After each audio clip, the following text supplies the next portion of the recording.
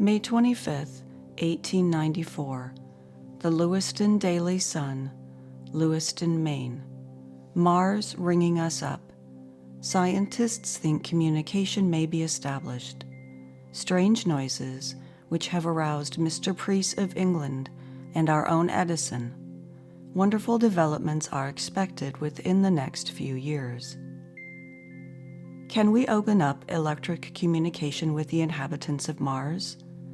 That is a question recently considered at a meeting of the Society of Arts in London, where Mr. W. H. Preece, engineer to the Telegraphs Department of the British Post Office, read a paper on electric signaling without wires. Mr. Preece explained how he had recently demonstrated that wires were not at all necessary to establish telephonic communication. Under the supervision of a royal commission appointed to inquire into electric communication between the shores and lighthouses, he had conducted a series of experiments which amply demonstrated this fact. There was no difficulty in speaking between the shore and Flatholm, 3 miles distance from the place of experiment. Mr. Preece then went on to say that strange mysterious sounds are heard on all long telephone lines where the earth is used as a return, especially in the calm stillness of the night. Earth currents, said he, are found in telegraph circuits, and the aurora borealis lights up our northern sky when the sun's photosphere is disturbed by spots. The sun's surface must at such times be violently disturbed by electrical storms, and if oscillations are set up and radiated through space in sympathy with those required to affect telephones, it is not a wild dream to say that we may hear on this earth a thunderstorm in the sun. After further describing the mysterious sounds which had attracted his attention in the still watches of the night, Mr. Preece said, "If any of these planets be populated with beings like ourselves, having the gift of language and the knowledge to adapt the great forces of nature to their wants, then if they could oscillate immense stores of electrical energy to and fro in telegraphic order, it would be possible for us to hold commune by telephone with the people of Mars." These mysterious sounds, which so puzzle Mr. Preece, seem to correspond with those noticed by Thomas A. Edison, who has turned Ogden Mountain in New Jersey into a great magnet and coiled miles of wire around it. At the time of the last opposition of Mars, he noticed an increase of the seismic mutterings, which have recently been so violent. Mr. Edison and Mr. Preece are only two of the scientists who are now experimenting along those lines, and the whole scientific world is watching the progress being made. Neither Mr. Edison nor Mr. Preece has been so bold as to say that the strange sounds referred to are messages sent by the inhabitants of Mars to those of Earth, but they have not otherwise explained them. On the other hand, there are many scientists firm in the belief that the next few years will witness the opening up of communication between the people of the two planets. This conviction has been enormously strengthened by the strange lights seen at the Lick Observatory when Mars was under observation during its opposition over a year ago. The 3 lights were arranged in a triangle. Nightly, as the great red orb rose from her ocean bed to the vault of heaven, the lights flashed out as soon as darkness had set in, and in the immense lens of the Lick telescope, they glowed with steady and continued effulgence. Was this an effort of the inhabitants of Mars to attract the attention of those on Earth? Such had been the opinion of Flammarion, who had argued in favor of Earth signaling back with a triangle of lights 30 miles across. It was shown that the conditions of Mars were more nearly those of Earth than of any other planet. Both of the snowcaps could be plainly seen, and may be seen now in any first-class telescope, for Mars is now to be observed in the morning about 30 degrees west and 14 degrees south from Venus in the constellation Capricorn. The well-defined atmosphere of Mars is also plainly visible, and astronomers can tell by the increase or decrease of its snow caps and its position in regard to the Sun, the progress of its seasons, and whether or not the Martians are having a cold winter. The canal theory of Schiaparelli has likewise many believers who assert that the strange lines on Mars are canals built by its highly civilized inhabitants. Mr. Priest says he has kept a record of the strange, mysterious sounds which have attracted his attention, while Edison has done likewise.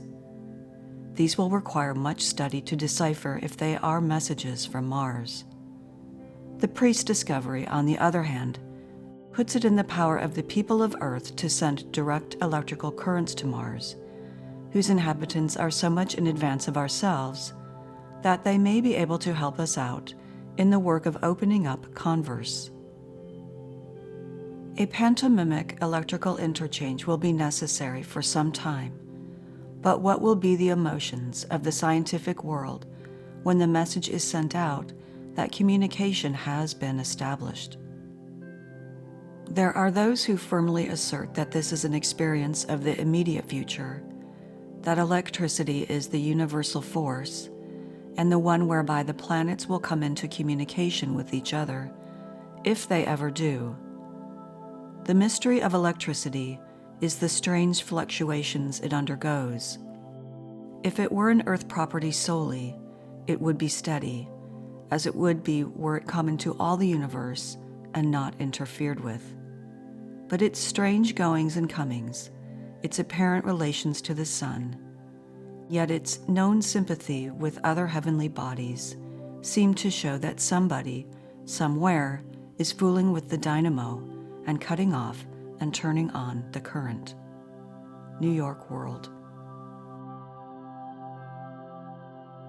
November 29, 1894, the Toledo Blade, Toledo, Ohio.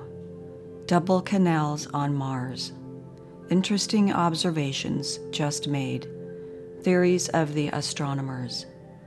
Mr. Percival Lowell at the Lowell Observatory, Flagstaff, Arizona, telegraphed on November 19 that the canals of Mars have begun to double and that Phaison and Euphrates were seen to be gennated. The duplication of the canals of the planet Mars is a phenomenon for which astronomers have been watching with much interest. It was first observed by the Italian astronomer Schiaparelli several years ago. He announced that some of the straight lines, which are known as canals, were seen to be accompanied by a parallel line, as if another canal existed beside the first. During the different oppositions of Mars, the canals have been closely watched to learn more about the duplication. The first European astronomer to observe the phenomenon was Perrotin at Nice, who, in 2 successive oppositions, observed duplication.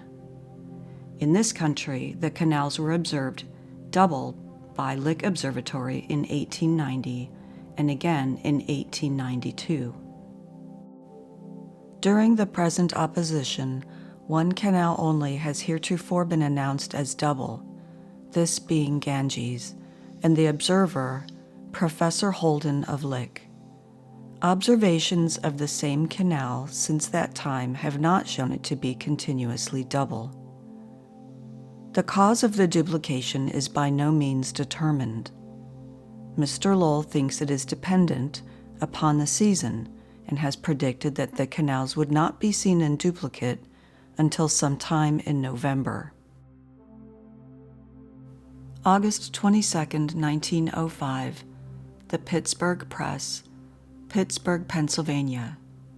Moon is uninhabited. The moon, being much the nearest to us of all the heavenly bodies, we can pronounce more definitely in its case than in any other.